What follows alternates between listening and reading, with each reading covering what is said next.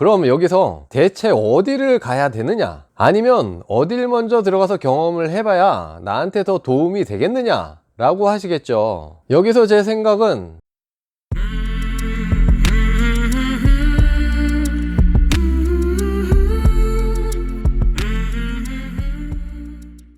안녕하세요, 아큐현입니다. 요즘 계속 취업 시즌입니다. 연말부터 연초까지 계속될 텐데요. 그래서 오늘은 이 건축 설계직의 취업에 대해서 이야기를 해보려고 합니다. 지금까지의 경험을 통한 제 생각을 말씀드리는 거고요. 물론 정답은 없습니다. 그렇기 때문에 참고 정도만 해주시면 감사드리겠습니다. 보통 건축학과는 건축 설계 쪽으로 많이 가고요. 건축공학과는 건설사 쪽이나 아니면 구조 설계 쪽으로 많이 갑니다. 지금은 좀 어떤지 모르겠는데요. 제가 이제 취업할 당시에는 저희 건축학과를 나왔음에도 건설사 쪽으로 가는 친구들이 꽤 있었어요. 건축 설계를 4년 이상 배우다 보니까 자기 적성에 안 맞거나 비전이 없다고 생각했는지 건설사 쪽으로 가는 친구들도 많이 있었고, 전혀 건축이 아닌 길로 아예 다른 쪽으로 전향하는 친구들도 종종 있었죠. 하지만 아무튼 오늘은 제가 이제 건축 설계 쪽이기 때문에 이쪽 분야로의 취업에 대해서 이야기를 좀 해보겠습니다. 그 중에 이제 썸네일 보셨죠? 그 당시에 저를 비롯해서 많은 건축학과 학생들을 고민하게 만들었던 바로 이제 메이저를 택해야 될 것이냐 아니면 아뜰리에를 택해야 될 것이냐, 정말 그 당시엔 최대의 난제였죠.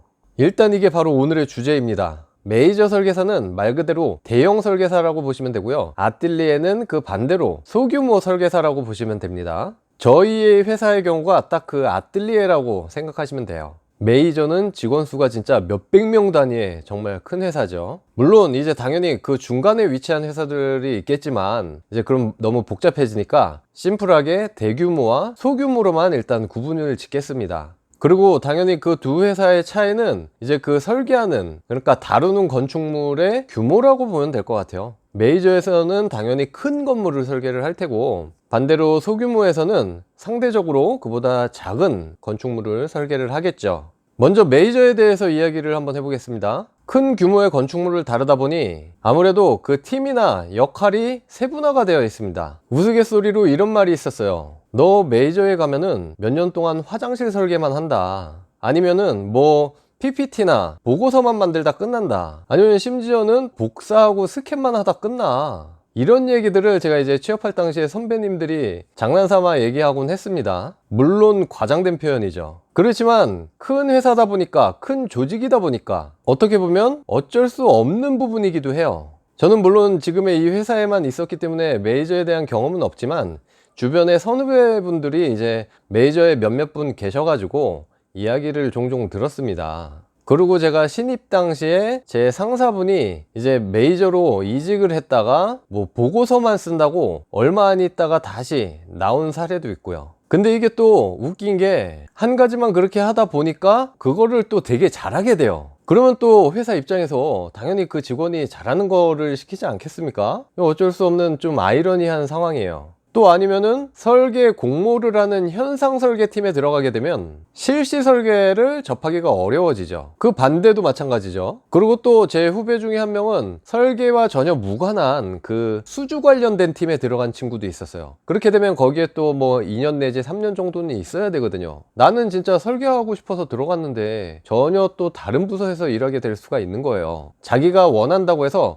꼭 거기에 들어갈 수 있는 것만은 아니더라고요. 자, 그럼 반면에 큰 회사를 다닌다는 소속감이나 조직에 대한 경험을 할 수도 있고요. 큰 조직에 대한. 그리고 급여나 복지 체계가 소규모 사무실에 비해서 상대적으로 좋은 거는 사실이에요. 평균적으로 따졌을 때. 그리고 또 한 파트를 담당하지만 어쨌든 정말 큰 건물을 설계하고 다룬다는 거기에서 오는 자부심도 또 엄청 크겠죠. 물론 큰 회사를 다닌다는 자부심도 마찬가지고요. 그만큼 들어가기도 힘들고 지원자가 워낙 많다 보니까 경쟁도 엄청 치열해요. 뭐 면접도 여러 단계로 봐야 되고, 또 들어갈 때 실기 시험도 있습니다. 그 외에도 여러 가지가 있을 거예요. 그 반면에 이제 소규모 설계 사무실을 보면 모든 게 이제 그 반대라고 생각하면 될 것 같아요. 큰 회사의 장점이 작은 회사의 단점이고, 작은 회사의 장점이 큰 회사의 단점이 되는 그런 관계죠. 소규모 회사에서는 다루는 건물이 작기 때문에 그 건물의 계획 단계부터 실시 단계까지 두루두루 고루고루 경험을 해볼 수가 있습니다. 설계 전반에 거쳐서 경험을 해볼 수 있는 거죠. 연차가 얼마 안 될 때도 감리 현장에 따라 나가서 현장 경험을 해볼 수도 있고요. 저연차임에도 작은 건물은 아예 프로젝트 전체를 맡아가지고 진행을 해볼 수도 있습니다. 물론 이제 윗 선배가 관리는 해주겠죠. 그냥 이것저것 다 경험을 해볼 수 있다고 보시면 돼요. 아까 얘기했던 뭐 복사, 스캔 이런 것도 다 해보고 뭐 화장실도 다 해보고, 반면에 또 작은 회사다 보니까 그 급여나 복지 수준은 조금 떨어질 수밖에 없겠죠. 물론 다 그런 건 아니고요. 저희같이 이제 모든 복지가, 웬만한 복지는 다 있을 수도 있습니다. 근데 이제 평균적으로 말씀을 드리는 거고요. 요즘 작은 회사들도 이제 그런 것들을 점점 신경 쓰는 추세예요. 왜 안 그러면 이제 직원들이 나가버리니까. 그래서 다들 조금씩 올라가고는 있는데 큰 회사들보단 좀 떨어질 수가 있다.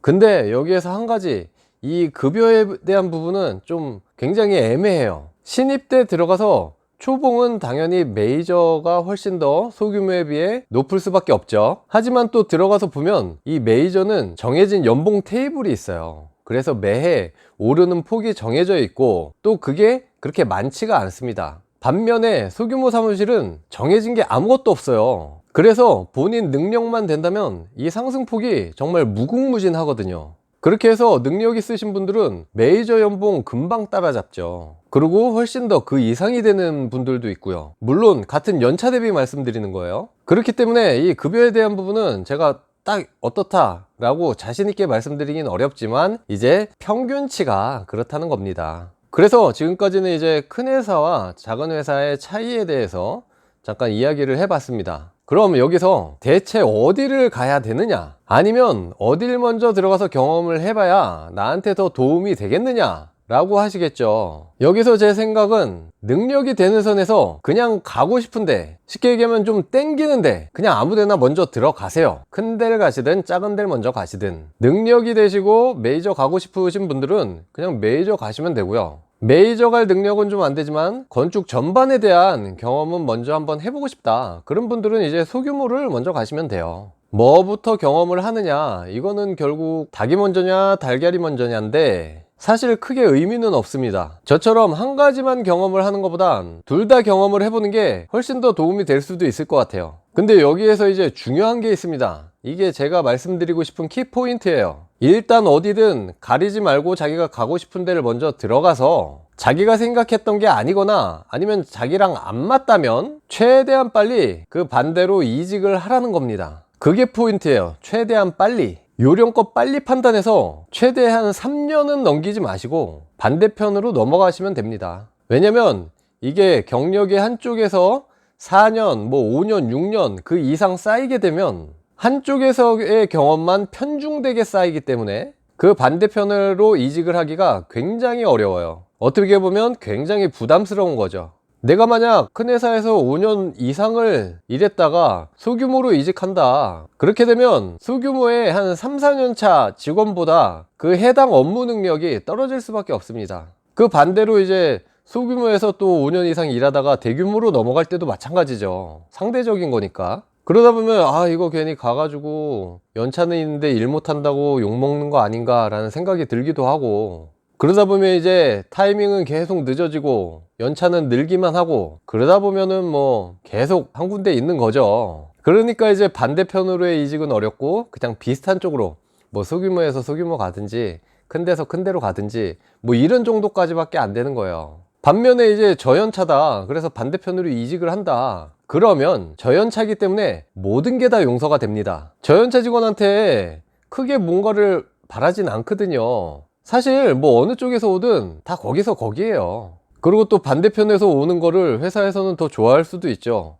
그러니 요지는 한쪽으로 편중되기 전에 아니다 싶으면 빨리 판단해서 반대편으로 이직을 해라. 그리고 최대 3년은 넘기지 마라, 이런 뜻이고 핵심 포인트입니다. 이게 얘기가 좀 많이 길어졌죠. 요새 이제 취업준비생들 굉장히 이제 고민하고 또 힘든 시간 보내고 계실 텐데, 처음에 이제 큰 회사 갈까 작은 회사 갈까 너무 고민하진 마시고 일단은 마음이 좀 움직이는 대로 먼저 가셨다가 아니다 싶으면 빨리 이직을 하시면 됩니다. 굉장히 간단해요. 그리고 몇 년 전부터 계속 이제 경력자가 굉장히 귀해요. 경력자 구하기가 굉장히 어렵습니다. 그 얘기인 즉슨 이제 경력자들이 이직을 하기는 좀 쉬워졌을 거다 라는 이야기니까요, 너무 부담 갖지 마시고 일단 심플하게 정해서 움직이십시오. 어떻게 지금까지 말씀드린 게 좀 도움이 될까 모르겠습니다만 아무튼 여기까지고요. 다음에 더 좋은 영상으로 다시 돌아오겠습니다. 감사합니다.